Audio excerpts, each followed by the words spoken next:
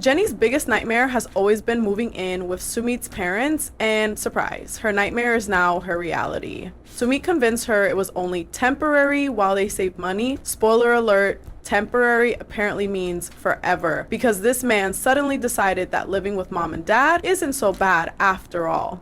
Hello my sugars, it's your girl, not Angela, reporting live from the land of TLC drama, where love crosses borders, red flags become interior decor, and husbands still think it's 1950. Today's couple on trial, our very own Jenny Slatten and Sumit Singh. Yep, the couple who already fought tooth and nail to get married, and now it looks like Sumit has decided marriage is just another word for, hey Jenny, get in the kitchen. So grab your snacks, put on your stretchy pants, and let's dive into why Sumit's behavior has fans sharpening their pitchforks faster than Jenny hitting ignore on a call from her mother-in-law. But now I don't know about you, but I thought we left the whole perfect wife equals cooking, cleaning, and smiling while your husband plays Candy Crush vibe back in the 1970s. Apparently, Sumit didn't get that memo.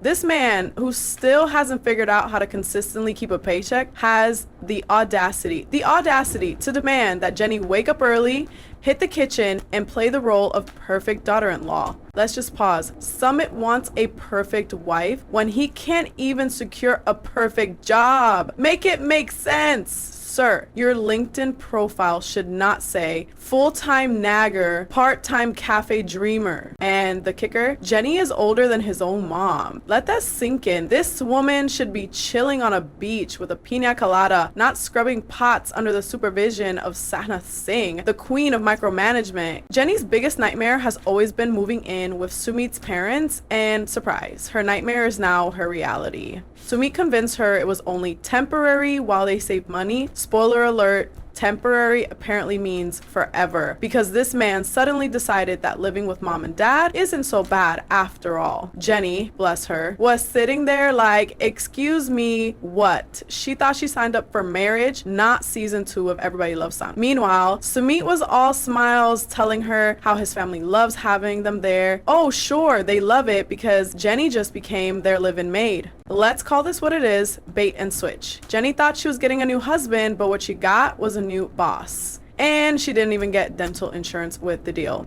And now for the scene that had TLC fans collectively screaming at their TVs. In the new teaser, Jenny is peacefully sleeping, living her best retired American grandma life. But here comes Sumit, storming in like a boot camp sergeant, shaking her awake and asking why she isn't in the kitchen yet.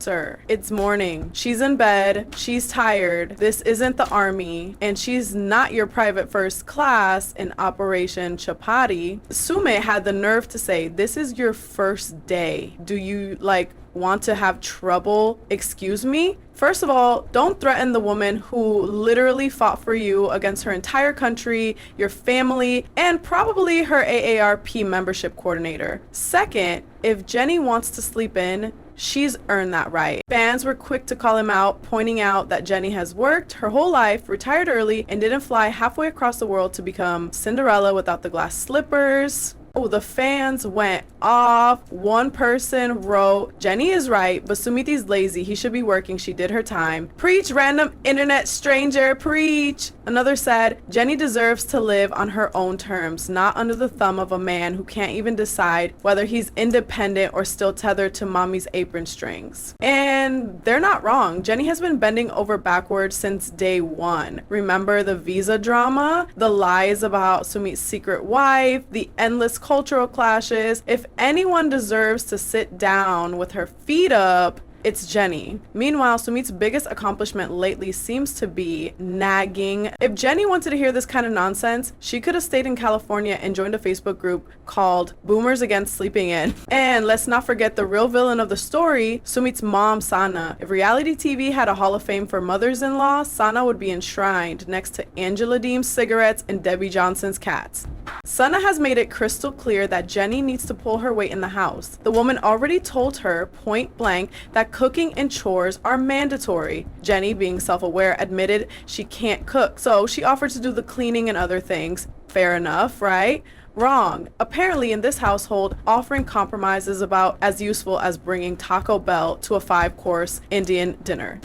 Here's the thing. Jenny didn't come all this way to be a servant. She came because she loved Sumit, flaws and all. But now it looks like those flaws are multiplying faster than TLC spin-offs. The poor woman wanted a peaceful, loving retirement with her man, not a daily episode of Kitchen Wars, Mother-in-Law edition. The fans are seeing through it. They know this isn't just about household chores, it's about control. Sumit wants Jenny to fit into a mold that she never asked for, and at her age, she shouldn't have to start molding into anything. She should be sipping tea, traveling, or binge watching Golden Girls without worrying about her place in the Singh household. So, what have we learned, my sugars? We've learned that Sumit needs to stop playing dictator and start playing husband. We've learned that Jenny has more patience than a kindergarten teacher on free ice cream day. And most importantly, we've learned that some men will try to turn their wives into housekeepers even when they can't keep their own house or their promises. At the end of the day, Jenny deserves freedom, respect, and maybe a margarita or two. Sumit deserves, well, a full-time job and a reality check. Until then, we'll keep watching, popcorn in hand,